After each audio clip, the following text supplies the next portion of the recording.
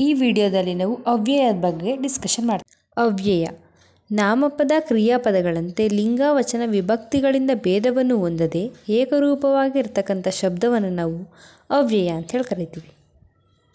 ಅವ್ಯಯಗಳಲ್ಲಿ 8 ವಿಧ: ಸಾಮಾನ್ಯವ್ಯಯ, ಅನುಕರಣಾವ್ಯಯ, ಭಾವಸೂಚಕಾವ್ಯಯ, ಕ್ರಿಯಾರ್ಥಕಾವ್ಯಯ, ಸಂಬಂಧಾರ್ಥಕ ಸೂಚಕಾವ್ಯಯ, ಅವಾದರಣಾರ್ಥಕ ಅವ್ಯಯ, ಸಂಬೋಧಕ ಅವ್ಯಯ, ಪ್ರಶ್ನಾರ್ಥಕ ಅವ್ಯಯ. ಮೊದಲನೇದು ಸಾಮಾನ್ಯ ಅವ್ಯಯ.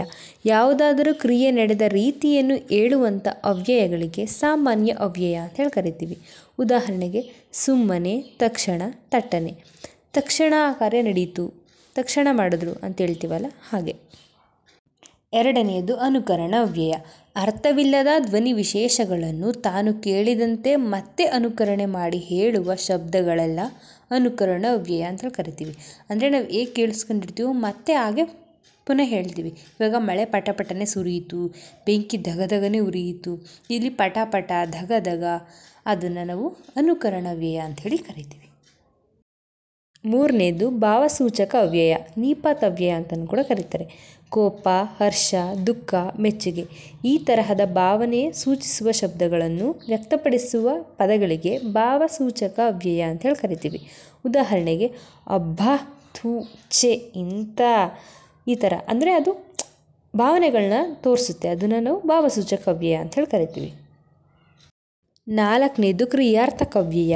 ಕ್ರಿಯಾಪದದ ಸ್ಥಾನದಲ್ಲಿ ನಿಂತು ವಾಕ್ಯದ ಅರ್ಥವನ್ನು ಪೂರ್ಣ ಮಾಡುವ ಅವ್ಯಯವನ್ನು ಕ್ರಿಯಾರ್ಥಕ ಅವ್ಯಯ ಎನ್ನುವರು. ಉದಾಹರಣೆಗೆ ಬೇಡ, ಸಾಕು ಸಾಕು ಇವು ಕ್ರಿಯಾಪದದ ಸ್ಥಾನದಲ್ಲಿ ಇರುತ್ತೆ. ಇವಾಗ ಸಾಕು, ಊಟ ಬಡಿಸ್ಬೇಕಾದ್ರೆ ಸಾಕು ಸಾಕು ಬೇಡ ಬೇಡ ಅಂತೀವಲ್ವ, ಆ ಥರ ಅದು ಆ ಕ್ರಿಯೆಯನ್ನು ಪೂರ್ಣ ಮಾಡುತ್ತೆ, ಅದಕ್ಕೆ ಅದನ್ನು ಕ್ರಿಯಾರ್ಥಕ ಅವ್ಯಯ ಅಂತ ಹೇಳಿ ಕರಿತೀವಿ.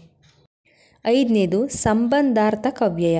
ಎರಡು ಪದಗಳನ್ನಾಗಲಿ ಅಥವಾ ಹಲವು ಪದಗಳನ್ನಾಗಲಿ ಅಥವಾ ಎರಡು ವಾಕ್ಯಗಳನ್ನಾಗಲಿ ಸೇರಿಸ್ತಕ್ಕಂತಹ ಪದಕ್ಕೆ ಸಂಬಂಧಾರ್ಥಕ ಅವ್ಯಯ ಅಂತ ಹೇಳಿ ಕರಿತೀವಿ. ಉದಾಹರಣೆಗೆ ಮತ್ತೆ, ಅದು, ಅಥವಾ ಆ ಥರ. ಅವನು ಮತ್ತು ಇವನು, ಆಯಿತಾ, ಆ ಥರ ಎರಡು ಪದ ಸೇರ್ತು, ಹಾಗೆ ಅದು ಎರಡು ಪದಕ್ಕೆ ಸಂಬಂಧವನ್ನು ಕಲ್ಪಿಸುತ್ತೆ, ಅದಕ್ಕೆ ಅದನ್ನು ಸಂಬಂಧಾರ್ಥಕ ಅವ್ಯಯ ಅಂತ ಹೇಳಿ ಕರಿತೀವಿ. ಎಂಟನೇದು ಅವಾದರಣಾರ್ಥಕ ಅವ್ಯಯ. ಹಲವು ವಸ್ತುಗಳಲ್ಲಿ ಒಂದು ವಸ್ತುವನ್ನು ನಿಶ್ಚಯಿಸುವಾಗ ಬಳಸುವ ಅವ್ಯಯವನ್ನು ಅವಾದರಣಾರ್ಥಕ ಅವ್ಯಯ ಅಂತ ಹೇಳಿ ಕರಿತೀವಿ. ಉದಾಹರಣೆಗೆ ಅವನೇ, ಅವಳೇ, ಅದೇ, ಇದೆ, ಆ ಥರ. ಅಂದರೆ ಒಂದು ಗ್ರೂಪಲ್ಲಿ ಪರ್ಟಿಕ್ಯುಲರಾಗಿ ನಾವು ಒಂದನ್ನೇ ಚೂಸ್ ಮಾಡಿ ಹೇಳ್ತಿದ್ದೀವಿ, ಅದೇ ಅಂತ ಪರ್ಟಿಕ್ಯುಲರಾಗಿ, ಅದಕ್ಕೆ ನಾವು ಅವಾದರಣಾರ್ಥಕ ಅವ್ಯಯ ಅಂತೇಳಿ ಕರಿತೀವಿ. ಉದಾಹರಣೆಗೆ ಅವನೇ ನನ್ನ ಸ್ನೇಹಿತ, ಅದೇ ನನ್ನ ವಸ್ತು, ಇದೇ ನನ್ನ ಪೆನ್ಸಿಲ್, ಆ ಥರ. ಒಂಬತ್ತನೆಯದು ಸಂಬೋಧಕಾವ್ಯಯ. ಸಂಬೋಧನೆ ಮಾಡುವಾಗ ಅಥವಾ ಕರೆಯುವಾಗ ಬಳಸುವ ಅವ್ಯಯವನ್ನು ನಾವು ಸಂಬೋಧಕಾವ್ಯಯ ಅಂತ ಹೇಳಿ ಕರಿತೀವಿ. ಉದಾಹರಣೆಗೆ ಲೋ, ಹಲೋ, ಓ, ಹಲೋ ಬನ್ನಿ ಇಲ್ಲಿ ಅಂತ ಕರಿತೀವಲ್ಲ, ಆ ಥರ ಸಂಬೋಧಕಾವ್ಯಯ ಅಂತ ಹೇಳಿ ಕರಿತೀವಿ. ಹತ್ತನೆಯದು ಪ್ರಶ್ನಾರ್ಥಕಾವ್ಯಯ. ಪ್ರಶ್ನೆ ಮಾಡುವಾಗ ಬಳಸುವ ಅವ್ಯಯವನ್ನು ಪ್ರಶ್ನಾರ್ಥಕಾವ್ಯಯ ಅಂತ ಹೇಳಿ ಕರಿತೀವಿ. ಉದಾಹರಣೆಗೆ ಏನು, ಹೇಗೆ, ಯಾಕೆ, ಯಾರು, ಯಾವಾಗ, ಈ ರೀತಿ.